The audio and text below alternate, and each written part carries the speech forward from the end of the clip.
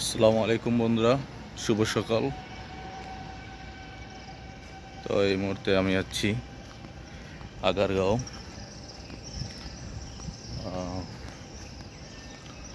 যে কোস্টগার্ডের সদর দপ্তর, এর সামনের যে রোডটা, এখান থেকে আমি হাঁটতেছি।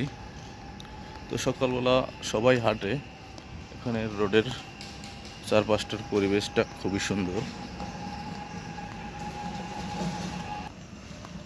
তো বন্ধুরা, আমাদের প্রতিদিন উচিত সকালবেলা হাঁটা।